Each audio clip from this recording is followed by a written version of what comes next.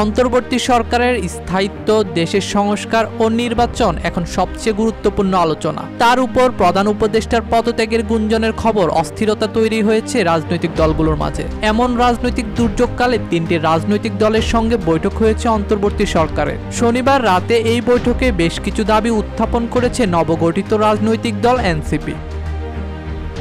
প্রধান উপদেষ্টার কাছে দাবিগুলো উত্থাপন করেন এনসিপির আহ্বায়ক নাহিদ ইসলাম। তিনি বলেন, বর্তমান পরিস্থিতিতে ডক্টর ইউনূসের প্রতি আমরা সমর্থন জানিয়েছি। পাশাপাশি প্রধান উপদেষ্টাকে বলেছি, গণ অভ্যুত্থানের প্রতি যে প্রতিশ্রুতি রক্ষার দায়িত্ব নিয়েছিলেন তা শেষ না করে অন্য সিদ্ধান্ত নেবেন না।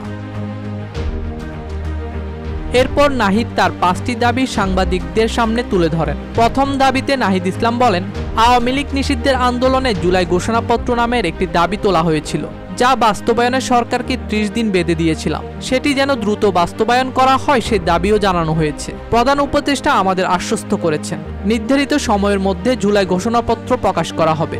দ্বিতীয় দাবিতে নাহিদ ইসলাম তুলে ধরেন 5ই আগস্টের গণ অভ্যুত্থানে আহত ও শহীদ যোদ্ধাদের কথা। তিনি বলেন, জুলাই আন্দোলনে যারা শহীদ ও আহত হয়েছেন তাদের পুনর্বাসন প্রক্রিয়া ধীরগতিতে হচ্ছে, সেটি দ্রুত সময়ের মধ্যে করতে হবে। তৃতীয় দাবিতে নাহিদ বলেন, শেখ হাসিনার আমলে হওয়া জাতীয় ও স্থানীয় পর্যায়ে সব নির্বাচনকে অবৈধ ঘোষণা করতে হবে। শেখ হাসিনার আমলে হওয়া বেশ কিছু নির্বাচনের কারচুপির বিশাল বর্ণনা দিয়ে নাহিদ ইসলাম সামনে আনেন নির্বাচন কমিশনের কথা। তার চতুর্থ দাবিতে তিনি বলেন, রাজনৈতিক দল হিসেবে বর্তমানে যে ইলেকশন কমিশন রয়েছে তার উপর আস্থা রাখা যাচ্ছে না। কমিশনকে পুনর্গঠন করে স্থানীয় নির্বাচন দ্রুত আয়োজন করার দাবি জানাচ্ছি। পঞ্চম ও শেষ দাবিতে নাহিদ ইসলাম বলেন, জুলাই গণহত্যার বিচার ও জাতীয় নির্বাচনের রোডম্যাপ ঘোষণার দাবি জানাচ্ছি। শনিবার রাতের এই বৈঠকে নাহিদ ইসলামের সাথে আরও উপস্থিত ছিলেন দলের মুখ্য সংগঠক হাসনাত আব্দুল্লাহ এবং সিনিয়র যুগ্ম আহ্বায়ক রফিকুল ইসলাম আদিব ও সিনিয়র যুগ্ম সচিব তাসনিম জারা।